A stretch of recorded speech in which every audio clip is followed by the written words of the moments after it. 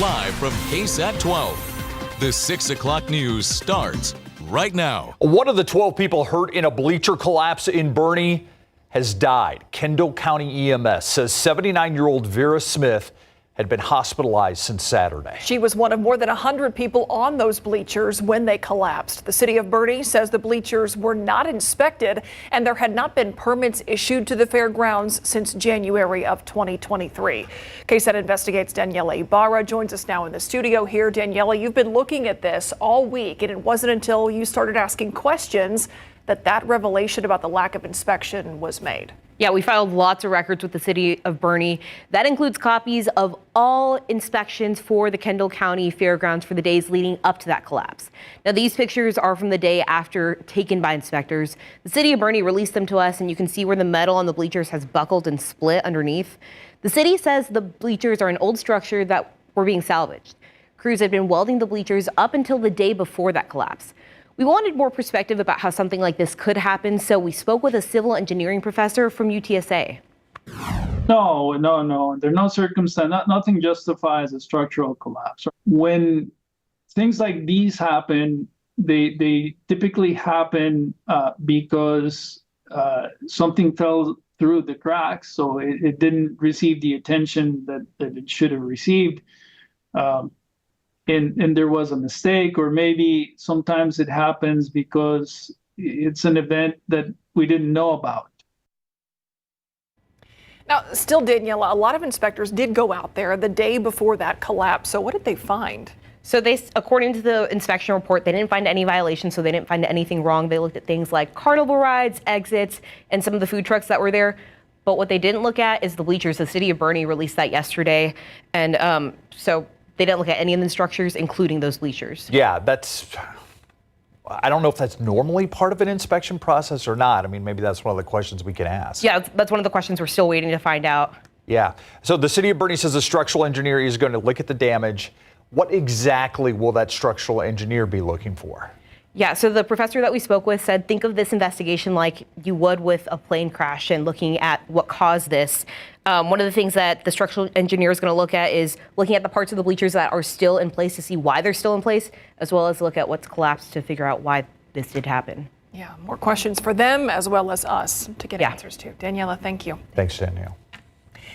Former Uvalde CISD Police Chief Pete Arredondo is now pushing for the charges against him to be thrown out. Today, Arredondo's attorney asked a state district court to quash his 10 felony charges of child endangerment. Each of those counts represents the 10 children in the classrooms at Robb Elementary who survived. Arredondo's attorneys argued that the school district and their employees don't have a duty to protect students from third-party threats. His lawyers also say that the children were already in danger when Arredondo responded. Another former district officer, Adrian Gonzalez, was also indicted on 29 counts of child endangerment. We now know the name of a person shot and killed by a Guadalupe County Sheriff's deputy last week, 77-year-old Kenneth Grimm. Shot last Tuesday night on Nogales Street, just off of Highway 46. A neighbor told KSAT that Grimm was injured and suffering a mental health crisis. That neighbor also told us the deputy arrived before paramedics. Grimm shot soon after. Right now, the Texas Rangers still investigating the shooting. They have not said exactly what led up to Grimm being shot.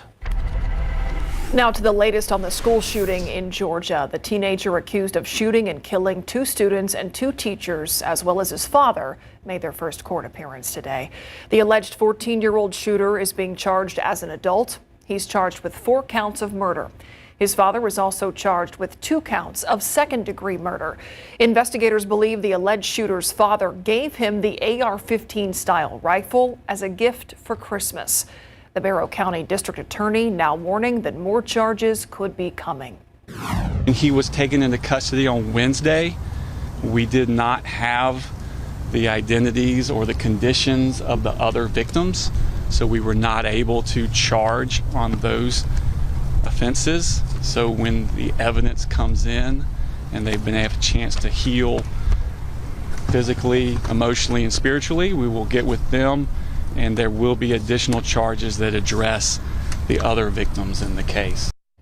The community, meanwhile, is grieving the loss of these 4 people, Mason Shermahorn and Christian Angulo, both just 14 years old, along with teachers Christina Ermery and Richard Aspinwall. The father and son are expected to be back in court in December. She is still out there. Crime Stoppers now offering a reward for information leading to the arrest of a young woman accused of shooting and killing a Sonic manager in July. An arrest warrant for murder and forgery has been issued for this woman, 17-year-old Adia Namir Roberson. According to San Antonio police, Roberson shot and killed Daniel Shrewsbury on July 7th at a Sonic drive-in on Babcock Road. If you have any information on her whereabouts, call Crime Stoppers at 210-224-STOP. You may remember police arrested Joshua Albert Joseph in connection to the shooting last month. According to SAPD, Joseph driving the car the night the shooting happened. Investigators say Joseph and 2 other women got into an argument with Shrewsbury after the 3 tried to pay with counterfeit money. Soon after, Shrewsbury, who was the manager of that Sonic, was shot and killed. Joseph is being charged with murder. After all the rain we had this week, the San Antonio Zoo is experiencing a bit of a drought of a different kind. The monitor not working, but imagine, if you will, flooding from the storm. Yeah, you might have seen the video on social media of all the zoo employees pushing it out of the hippo enclosure as it flooded that area. Well, they had to take an unusual step to close their doors on Tuesday because of all that water. As Katrina Weber shows us, the shutdown has caused them to hurt financially. We saw how it stopped cars in their tracks. A sudden downpour Tuesday morning dumping onto our streets and roads. Inside the San Antonio Zoo's gates, meanwhile, workers were dealing with a watery situation of their own. This is like a drainage area that goes to the park to San Antonio Zoo. The problem was that drainage area couldn't keep up. As rainwater fell fast, flowing through nearby Brackenridge Park, it filled up the San Antonio River and flooded out the zoo's grounds. So this little bridge here didn't do much good with all that water that came down. It sure didn't. With the river running right through the zoo, water is part of the design, but what wasn't in the plans was how much came through. Some of it also made its way indoors into the hippo exhibit. And you said how much water was in here? It was about 6 inches or so that was just getting squeegeed out. Most of the outdoor animals were as happy as ducks in a pond, but staff still scrambled to make sure they stayed safe. To keep people safe, the zoo took the unusual step of closing its doors for the day. We saw around $60,000 in lost revenue for the day, which is pretty significant. The closure from the rain soaked up quite a bit of the zoo's finances. With most of the mess from the storm cleaned up now, the zoo is counting on visitors to come back and other donors to help rebuild its budget. Katrina Weber, KSAT 12 News. If you would like to help, you can donate directly through the zoo's website. Just go to sazoo.org and there's a heart there. Click on that says donate at the top of the page. We'll stick with the weather theme right now and talk about what's ahead for the weekend. Adam Caskey. Oh yeah, weekend. Big changes by 4 p.m. tomorrow. 4 p.m. You'll notice the changes tomorrow. As for this evening, of course, we have kickoff here in just under an hour in most locations, and not a lot of rain out there to talk about. Just a few light showers or brief splash and dash showers, parts of the hill country. And I know over Uvalde, we have one downpour. It's really quick. We're talking 15 minutes and no lightning out there. By and large, we're going to be dry. If you do have a shower in your area, don't expect it to last much longer. Winds will be a factor this evening. Right now, out of the north-northeast at about 18 miles per hour and only trimming off a few miles per hour through the night. 84 degrees at 8 o'clock. By 10 o'clock, we're near 80. Still feeling the humidity for now. That's going to be changing tomorrow. Today, we topped out at 91, 1 degree below average. The record high, 102. We're going to talk about that taste of fall that's on the way and a little area that we're watching in the Gulf of Mexico coming right up. All right, thank you, Adam. Let's check out traffic right now. I want to show you one trouble spot we noticed. This is 90 at Medio Creek. It's not really a trouble spot. It's just traffic very heavy, really, in both directions that you see out there. Traffic is moving, just very busy at US 90 at Medio Creek.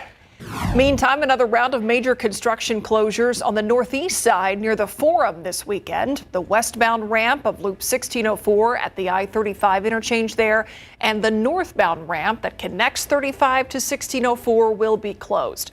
Those closures start at 9 tonight. They end at 5 a.m. on Monday. Right now on KSAT.com, we have a map with alternate routes if you plan on traveling through that area. Again, you can find that on our website at KSAT.com.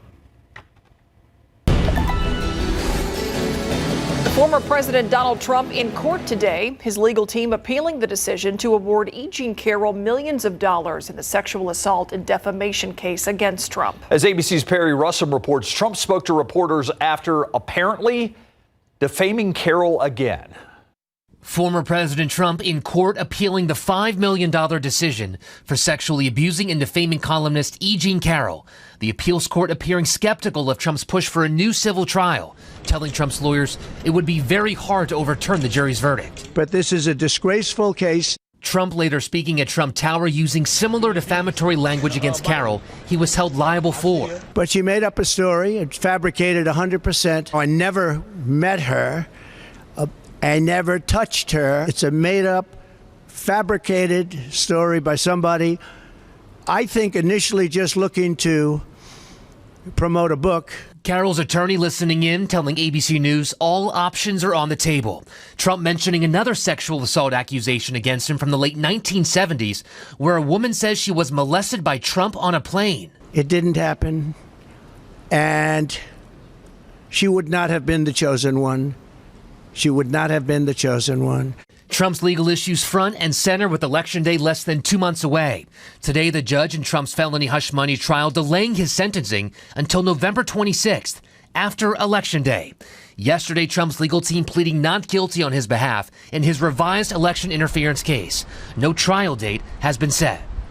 Meanwhile, the Harris campaign is launching an outreach program in Michigan for those who voted for Nikki Haley during the Republican primary there. About 300,000 people voted for Haley in Michigan. Perry Russum, ABC News, Washington. Let's take this opportunity to look ahead to next week. The big debate. KSAT will actually be hosting a debate night watch party over at the Friendly Spot Ice House on South Alamo Street in the Southtown King William area. The watch party will be from 7 till 10 Tuesday night, the same time as the debate right here on KSAT 12. Coming up in just a few minutes, it's game day in New Braunfels, and we've got you covered for the 2024 Worst Bowl. Our KSAT Game Day pregame show live in New Braunfels tonight at 6:30. Plus, it goes up, it goes down. And right now, Medina Lake is nearly dry. After the break, how neighbors are banking on one fundraiser to keep their community center open. But first, let's take a live look outside with live cam. A little taste of fall on the way. Meteorologist Adam Caskey will tell us all about it coming up. It is a public health concern for so many neighborhoods in San Antonio. Tonight, the city announced who will be on its new task force created to keep salvage and recycling yards in check to make sure health regulations are being met. Tonight on the Night Beat, when that new team could start taking action. If you watch KSAT in the morning, you've probably noticed Live with Kelly and Mark hasn't been airing. That's because we're getting ready to move SA Live to a new time slot. Beginning Monday, SA Live will air at 10 a.m. right after GMSA at 9. This will help expand the reach of SA Live, bringing fresh, new, relevant content to you when and where you want it.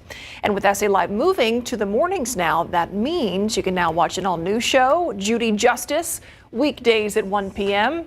New show, familiar face. Again, this change begins on Monday. Judy Justice. All right, this year's Head for the Cure 5K right around the corner. It's going to be on the 28th at Providence Catholic High School. You can register right now by scanning the QR code on your screen. It'll take you directly to the website to register. Proceeds from the Head for the Cure go to brain cancer research. For more information, just visit ksatcommunity.com. After a week of rain, Medina Lake levels are still very low. Right now, the man-made reservoir is just over 3% full. Yeah, and some say these dry conditions have caused fewer people to come to town. Avery Everett shows us neighbors say they're still connected and working to keep their community center up and running. It's all worth it.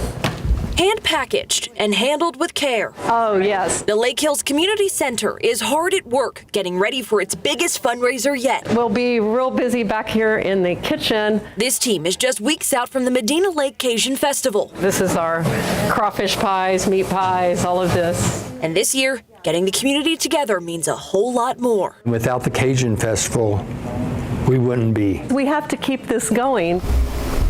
Record low water levels at Medina Lake this summer meant less people coming in to visit. It goes up, it goes down. Recent rain has brought some relief, but this center says the Cajun Festival is its main source of funding. Oh, yeah. To keep the lights on and people coming in. What does a place like this mean to you? Everything. Here brings everybody together.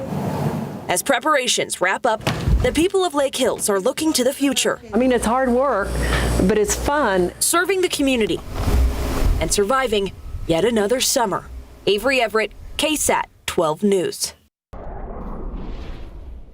It's going to take a lot of rain to move those lake levels. At 3%, just over 3% full. Yeah, it's just over 3%. And we all know Medina Lake Reservoir very susceptible to these huge fluctuations and big drops for several reasons. But one main reason is a lack of a watershed. Its watershed is just about 3/4 or 2/3 of Bandera County. That's it. So it has to rain specifically in central and eastern Bandera County for that to drain into Medina Lake Reservoir. Now, I also think we could maybe come up with some different ideas on, what to do when it's a dry lake bed.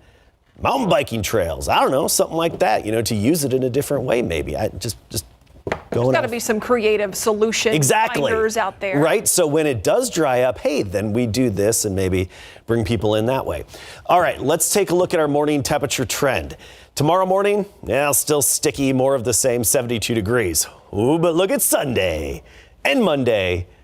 In the morning, we'll be at 62 for the morning low temperature. Drier air is moving in. That's going to help those temperatures at night really fall off and settle down in the low 60s for a couple of mornings. Now, winds are out of the north, steady between 10 and 20 miles per hour. Keep that in mind for the football games this evening. You'll definitely have that wind out of the northeast, and it's going to be noticeable again, especially tomorrow. It's going to be even more noticeable tomorrow. Dew points, 60s, humid. We feel the mugginess, even 70s closer to the Gulf Coast. There is drier air, Oklahoma, Kansas, and northward. Dew points in the 50s and 40s. That drier air is going to slowly work its way here. And by 4 p.m. tomorrow, you'll feel the change around San Antonio, even earlier if you're north of town and in parts of the hill country. Dew points, the mugginess is swept away for tomorrow afternoon and especially tomorrow evening and tomorrow night. It's going to be an awesome Saturday night. And then Sunday and Monday, we'll still have that lack of humidity in the air. By Tuesday, that humidity comes back into play and it sticks around thereafter. So a nice little few-day break in the humidity, basically a 2.5-day break of the humidity, and that's going to mean some cooler mornings on the way. Authority radar. A few little showers out there, particularly west of San Antonio, just clipped Uvalde, just outside the city of Bandera. Not much to show for it, just really insignificant. No lightning associated with this action either, so not going to cause any delays if it happens to pop up near a local football field. Anyway, clouds and radar, big picture here, satellite and radar. There's actually a frontal boundary through the Gulf of Mexico and into the southeastern U.S. You can see the clouds and storms along that frontal boundary, but also this little swirl, this surface low pressure system. And this is going to meander around for several days.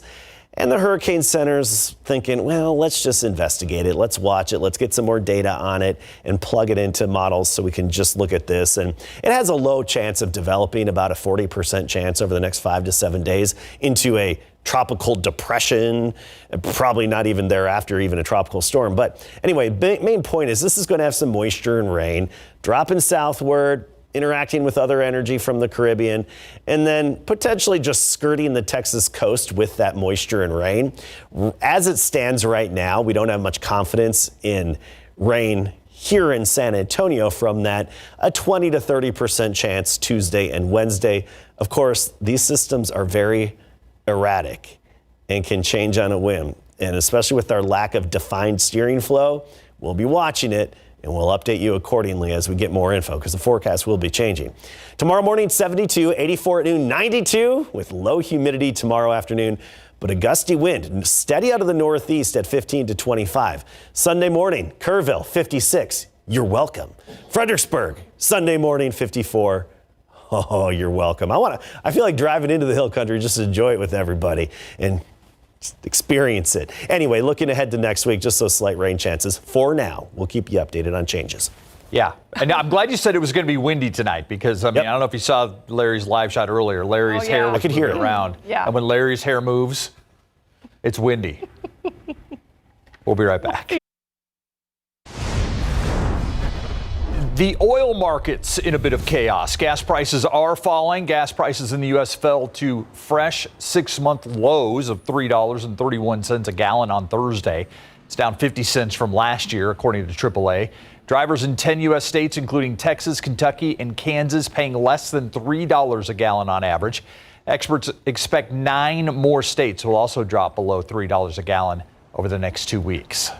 A federal judge has cleared Red Lobster to get out of Chapter 11 bankruptcy. The judge approved the seafood restaurant chain's plan to rebound, which includes new ownership and a new CEO.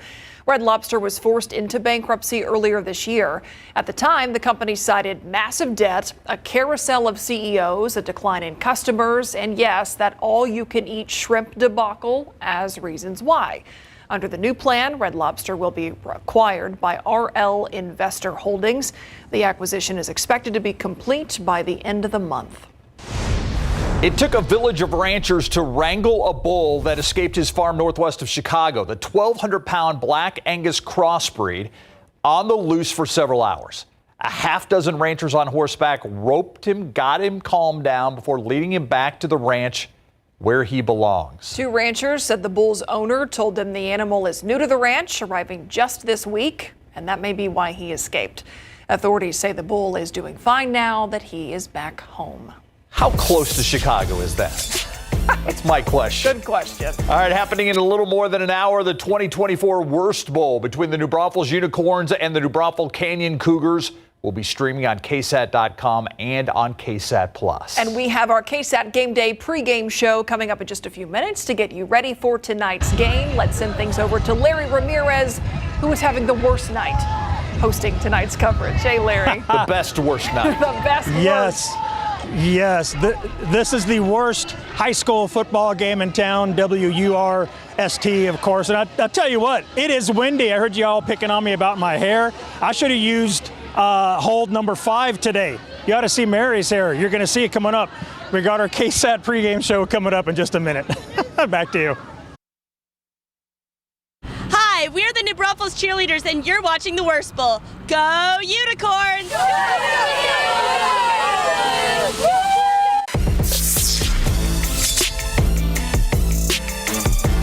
It's the second week of the high school football season, and we got a rivalry game. It's New Braunfels and New Braunfels Canyon. The Unicorns arrived here coming up Highway 46 to I-35 and right here to Cougar Stadium. The Unicorns won their first game of the season, and they're hoping to make it 2 in a row tonight, Mary. But the Cougars want to defend their den. There's nothing like facing your rival in your own house. And Canyon hopes to use home field advantage to fuel them to their first win of the season. The Cougars are hungry for a dub and will definitely be fighting for it this evening. Good evening, everybody, and welcome live to the Cougar Stadium right here in New Braunfels for the 2024 Worst Bowl between your visiting New Braunfels Unicorns and the home side, Mary, New Braunfels Canyon Cougars. Oh yeah, and there's nothing quite like a rivalry, especially on a Friday night of the high school football season and in Texas, and we're lucky enough to get to experience it so early on in the season, Larry. That we are, and I'll tell you what, fans here are getting super excited, Mary. So New Braunfels Unicorns are coming off a great opening game against the Madison Mavericks Friday night at Comalander Stadium. Quarterback Clayton Nampkin had himself a game, video-like numbers, 11-14 for 295 and 1 touchdown. He added 11 runs for 31 yards and 4 more touchdowns. The New Braunfels defense was fantastic as well. They held the Mavs to less than 100 yards passing, 4 interceptions, and less than 20 yards rushing. The Unicorns won in a shutout, 48-zip. Yeah, it was a huge game. I think it was a good game for us to go out there and kind of get a feel for it, get back into things. There's a difference between scrimmages and a live game. The adrenaline's there, and I'm really happy with the guys, how everyone showed up, and it was great. You know, it's a new team. No one really knew, like, coming out. I mean, we knew we were talented. We just didn't know if we were going to put it together in week one. And just to come out and perform like that, that was huge to go out there and do that. It's good to see we're finally gelling together as a unit on both sides of the ball on offense and defense, but really exciting to see us come out and execute. Our kids played with great effort. Our kids played with great poise against a good football team, and you know, we just executed really, really well, and I was really proud of that. It's exciting to see. I think the ceiling's very high for this group, and it was a really good way to start our season against Madison last week. The Unicorns have 18 returning lettermen, including 3 starters on offense and 4 on defense. You would think they have even more based on how they played just last week. New Braunfels was 6-5 last season with a 4-1 district record before losing in the first round of the playoffs against Johnson 36-31. The Unicorns were 6A last year. Now they will play in 13-5A District 1. They are predicted to finish 3rd in the district according to Dave Campbell's Texas Football Magazine. Now, New Braunfels Canyon has won the Worst Bowl 2 of the last 3 years, including last season's 32-28 win at Unicorn Stadium. The Unicorns have been all smiles and all work this week, getting ready for tonight's matchup. I mean, I remember watching it as a kid, man. It's just awesome getting to play in it, and I mean, we're all super excited. We're out here at 6 a.m. practicing. Wouldn't rather be anywhere else. Especially when when you're good friends with the other head coach too. So I mean, I want them to win every game but one every year. So this just happens to be that one. But it's a huge rivalry, and it brings the community together. It's going to be a packed house. It's going to be electric atmosphere. It's going to be exciting. In rivalry games, you just never know what's going to happen. So we have to make sure that we bring our A game. And here's that matchup, New Braunfels at New Braunfels Canyon here at Cougar Stadium. Game starts at 7:30. You can see the game on the BGC app, and we'll have highlights tonight on the Night Beat. All right, so you've heard from the Unicorns. Coming up, we're going to hear from the home side, the New Braunfels Canyon Cougars. And coming up right after the break, we're going to see and hear what the Cougars have in mind for this year's Worst Bowl. We'll be right back. We're the Canyon Cheerleaders, and you're watching the Worst Bowl. Go Cougs!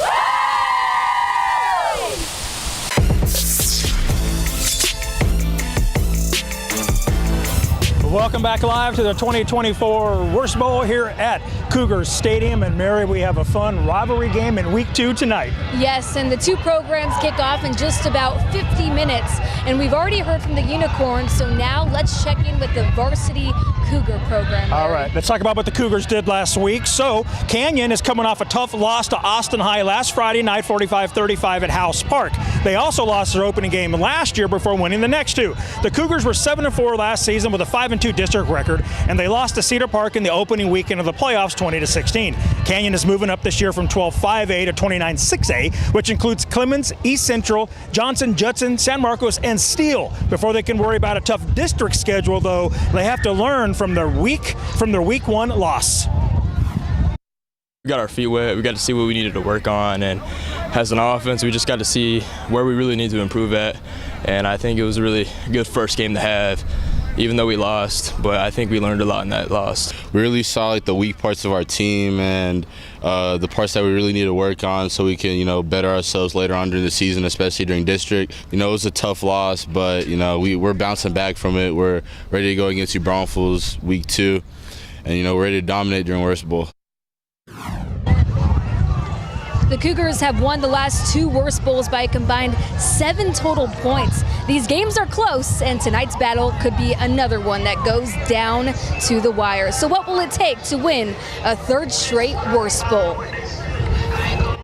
On a personal level, it's cool, man, because I get to play coach in front of a big crowd and a town divided. It's probably one of the most important games we play because, the whole town shows up, whoever wins this determines on whether what color this town's going to be, red or blue. And you know, the last 2 years has been red, and we're going to keep it going for another year. Obviously, Coach Mulder and those guys do a great job. I've known him for a long time. He's a friend of mine, minus this week. And you know, his offensive coordinator, Guy Anderson, was on my staff at a previous spot, and you know, he's a good friend of mine too. So there's a little bit of, you know, we want to beat those guys for obvious reasons, but, you know, when you play your friend, it's even better. Now you get bragging rights. Love it. All right, here is that matchup once again. It's the Unicorns and Cougars here at New Braunfels Canyon. We'll stream this game, so make sure to check out the BGC app after our pregame show. We're going to take a small break from the desk here at Cougar Stadium. When we come back, Nick Mantis will be live from Kenedy High School for the BGC road trip. Stay with us as this KSAT Game Day pregame show continues after the break. Well, guys, here at Seguin, the cross-country team is working a concession stand, and they need a little bit of help, so you know what that means. You guys say pretzel? Yes. Yeah, pretzel. We have salt and cinnamon sugar pretzel. That's hot, that's hot, that's hot. Yeah, as you can see, we had a lot of fun last week with the first installment of Just in the Nick of Time. And who knows what we're going to get into tonight in week 2 of the KSAT Big Game Coverage Road Trip. And it all begins right here as we have an incredible game going on right here in Kenedy, Texas. The Lions are coming off a 1-point loss in week 1, but tonight's game is about a lot more than just trying to get their first win of the season, as this community is mourning the loss of one of their brightest stars, a volleyball player, a member of the dance team, and due to a tragic accident, these sidelines are going to be a little bit more lonely tonight. The Kenedy Lions are coming off a tough 1-point loss to Agua Dulce in week 1. But with a new coaching staff comes a new way of correcting their mistakes. It's always been about us. And you know, if we maximize what we can do and we focus on limiting our mistakes and playing the way that we need to play, then things usually take care of themselves. The first week, yeah, we lost by 1 point.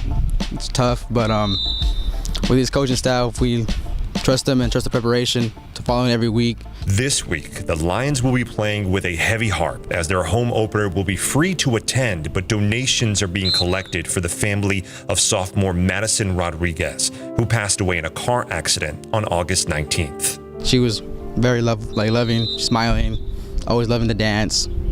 And right now, I think that brought us more together as a family to realize it's not every day's promise, so love each other. In a way, it's inspiring seeing all of us come together over such a beautiful soul she was, and seeing the family stick together and just accept everybody's love and care from the community. I think it's really beautiful, and I see it as a big encouragement for us to go out and do as best as we can for her.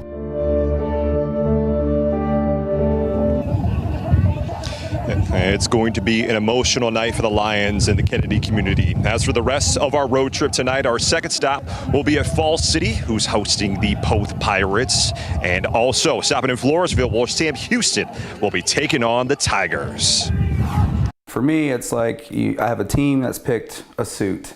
Now I get to pick the shoes and the tie and the accessories that go with it. And so everything's got to connect.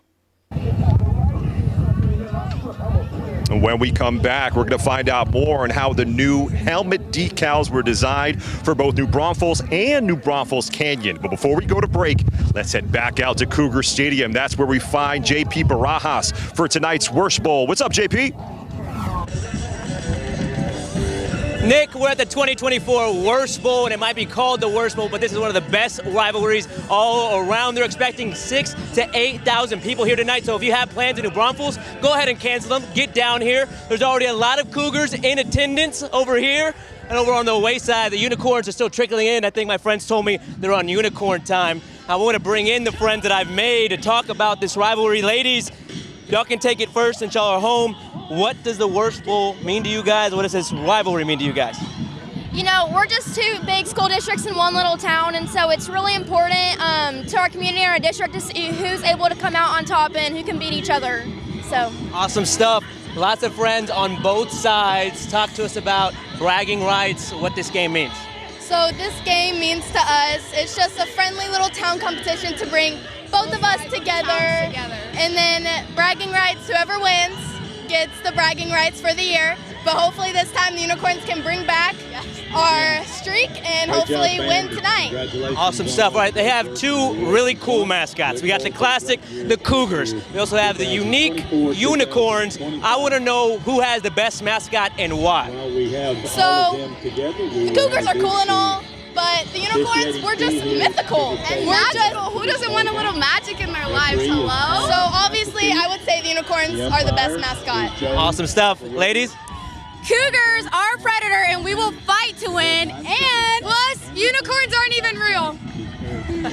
Awesome stuff, guys. We're going to have a lot of great football coming up after this, and we'll tune into more Larry and Mary coming up after the break.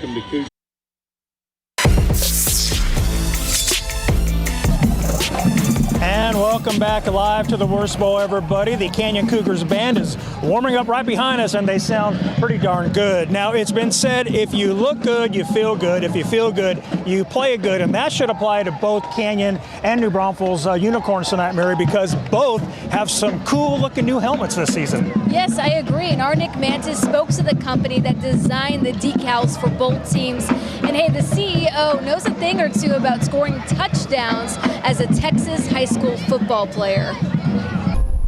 How can we make this rivalry uglier and more fun for lack of a better term? How can we create more energy just by the magic of a sticker? That's the question CEO of AU Concepts and Designs, Greg Gold, has been answering in his home office in Austin. The former Oklahoma State running back started the helmet decal company as a side gig, and today we're in about 2,000 high schools in about 44 states. For the rivalry between New Braunfels and New Braunfels Canyon, aka the Worst Bowl, both the Unicorns and the Cougars will be wearing decals designed and manufactured by Gold and his team, which wasn't easy. First off, I was like, Unicorn was the first. It's like, okay, how do I make this a masculine horse while still trying to tie in everything with their uniforms? When I created that stripe, it essentially mimics not only the horn shape of a unicorn, where it tapers from large to a point, it also mimics the stripes on their uniform. Canyon High this year, our coach was inspired by a painting that was on the wall in their gym. Because it was a painting, he had to send me a picture, we had to scan it, and then of course, again, we go to the drawing process and put it on the helmet, and he said, that's it. Well, it's one thing to enjoy the design of each helmet and being an artist in a way that each one is meticulously put together. But when you've played the sport yourself, there's more of a personal connection to what these athletes are going to wear. If there's one thing I want these kids to get out of is be proud of where you're at in life, no matter what. And whatever's on your head, be proud of that. What I hope they gain from it is a sense of pride, loyalty, something they go back to that they're proud of. Tell their kids and whoever, their friends, that, hey, that's cool, and that's what we wore, and that's what we look like. And so for them to be able to have something that they're proud of on their head, on social media, without being criticized for, would be the greatest take I want them to gain from this. Nick Mantis, KSAT 12 Sports. Talk about a cool job, too. That was a great story. Now, I do want to point out this evening, the teams will be dealing with the wind. We do have a noticeable wind out of the northeast, steady around 15, 16 miles per hour. So that will be a factor in the games tonight. Temperatures 86 at 7 o'clock, 84 at 8 o'clock. By 9 o'clock, we're at 83 degrees. Temperatures not all that bad, not playing a big role. Take a look at the current winds. Converse, 19 mile per hour steady wind. And you'll see some lower readings, but here's the key. The wind gusts. We are gusting 20 to 25 miles per hour, and that's going to be the case the next couple of hours. Now, tomorrow we have more games kicking off at 7 p.m. Here's the key tomorrow. Low humidity. By 4 o'clock, the humidity is going to drop. Kickoff at 7, 85, very low humidity. It's going to feel refreshing out there tomorrow. Still a gusty wind, probably even breezier than what we had today. Stay with us. We'll be back in just a bit.